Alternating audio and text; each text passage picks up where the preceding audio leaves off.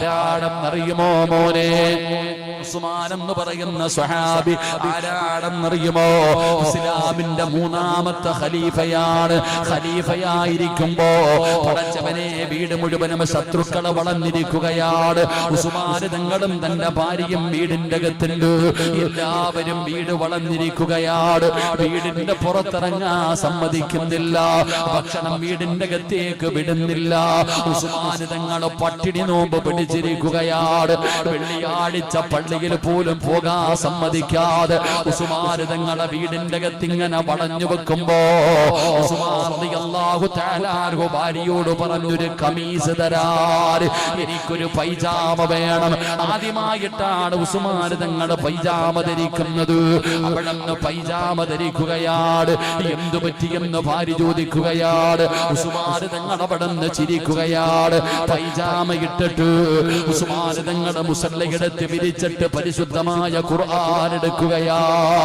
ഉസ്മാൻ റളിയല്ലാഹു തആല അൻഹു പരിശുദ്ധമായ ഖുർആൻ ഇങ്ങനെ പാരായണം ചെയ്തുകൊണ്ടിരുന്നപ്പോ ശത്രുക്കളുടെ വീടിന്റെ വാതിലിന് തീയിടുകയാ. എന്നിട്ട് വീടിന്റെ അകത്തേക്ക് ഇരച്ചു കയറി അതാ നിസ്കരിച്ചു കൊണ്ടിരിക്കുന്ന, അതാ ഖുർആൻ ഓതിക്കൊണ്ടിരിക്കുന്ന സയ്യിദുനാ ഉസ്മാൻ ഇബ്നു അഫ്ഫാൻ റളിയല്ലാഹു തആല അൻഹു ഉസ്മാൻ തങ്ങളുടെ ശരീരത്തിലേക്ക് അവര് വാളുകൊണ്ട് വെട്ടുമ്പോ തന്റെ പ്രിയപ്പെട്ട ഭാര്യയായ നായില ബീബി റളിയല്ലാഹു തആല അൻഹ തന്റെ പ്രിയപ്പെട്ട ഭർത്താവിനെ വെട്ടിക്കൊല്ലാതാൻ ശത്രുക്കൾ വീടിന്റെ അകത്ത് കയറിയിട്ട് അവിടുന്ന് വാളുകൊണ്ട് വെട്ടുമ്പോ ചാടി എഴുന്നേറ്റ് വാളിലേക്ക് പിടിക്കുകയാ. അവിടുന്ന് ചാടി എഴുന്നേറ്റിട്ട് വാളിലേക്ക് നിലവിളിച്ചുകൊണ്ട് പിടിക്കുമ്പോ ഈ വാളുകൾ കാമന്നിരിക്കുന്ന മാർഗവനെ കൊല്ലുന്നതിന് വേണ്ടി ശത്രുക്കൾ വീടിന്റെ അകത്തേക്ക് പാഞ്ഞു കയറിയപ്പോ അല്ലാഹുവേ ഭാര്യ പേടിച്ചടോ. നായില നിലവിളിക്കുകയാ.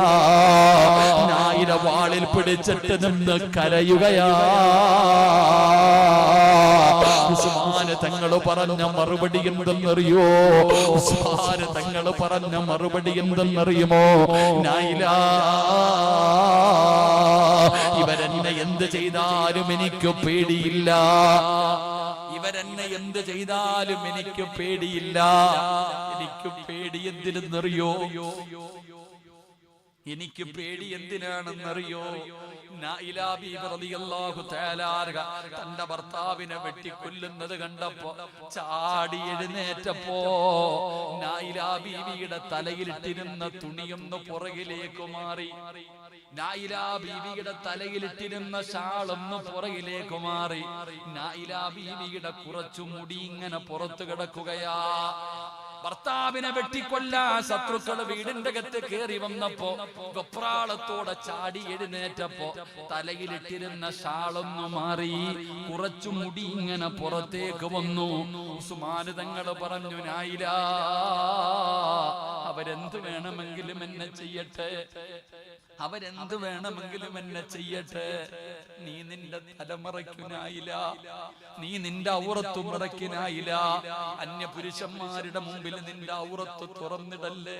അല്ലാഹുവിന്റെ മുമ്പിൽ എനിക്ക് കണക്ക് പറയേണ്ടി വരും. തന്റെ ഭർത്താവിനെ കൊല്ലാമെന്നപ്പോ വെപ്രാളത്തോടെ ചാടി എഴുന്നേറ്റപ്പോ തന്റെ ഭാര്യയുടെ ഷാള് മാറിയിട്ട് 3 or 4 മുടിയൊന്ന് പുറത്ത് കണ്ടു. ഉസ്മാൻ തങ്ങൾ പറയുന്നു, എനിക്ക് റബ്ബിനെ പേടിയാനായില്ല. അന്യ പുരുഷന്മാരുടെ മുമ്പിൽ നിന്റെ ഔറത്ത് വെളിവാകുന്നു, തലമറയ്ക്കുനായില്ല എന്ന് ഉസ്മാൻ തങ്ങളും മരിക്കാൻ കിടക്കുമ്പോഴാ പറയുന്നത്. പെങ്ങളെ, ഇന്ന് മുടി പുറത്തിട്ട് കൊണ്ട് നടക്കുന്നതൊരു ഫാഷനാണല്ലോ. ചിന്തിക്കു പെങ്ങളെ. എടാ ചെറുപ്പക്കാരാ, ഉസ്മാൻ റളിയല്ലാഹു തആല അൻഹുവിന്റെ ഭാര്യയുടെ വെട്ടിത്തതാൻ താഴേക്കിടുകയാണ്. എന്നിട്ട് ഉസ്മാൻ തങ്ങളുടെ താടിയിൽ ഇങ്ങനെ പിടിച്ചിട്ട് അവിടുന്ന് ശത്രുക്കൾ ഉസ്മാൻ തങ്ങളെ വെട്ടിക്കൊല്ലുമ്പോ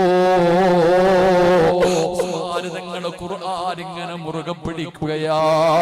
അല്ലാഹുവിന്റെ വിശുദ്ധമായ ഖുർആൻ ഇങ്ങനെ മുറുകെ പിടിക്കുകയാണ്. തന്റെ ശരീരത്തിൽ നിന്ന് രക്തം ഇങ്ങനെ വീഴുമ്പോ ഉസ്മാൻ തങ്ങൾ ഖുർആനിലേക്ക് നോക്കുകയാണ്. ഏതായത്തിന്റെ മുകളിലാ എന്റെ രക്തം വീണത്? ഏതായത്തിന്റെ മുകളിലാ വീണതെന്നറിയുമോ?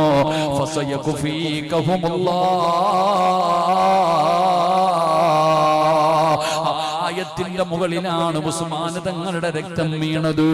നെഞ്ചിലേക്ക് ചേർത്തു പിടിച്ചിട്ടാണ് ഉസ്മാൻ തങ്ങൾ ലോകത്തോട് വിട പറഞ്ഞത്. ഏ ചെറുപ്പക്കാരാ, മോനെ നിനക്ക് ഖുർആനിനോട് എന്ത് സ്നേഹമാ മോനെ, എന്തു ബന്ധമാ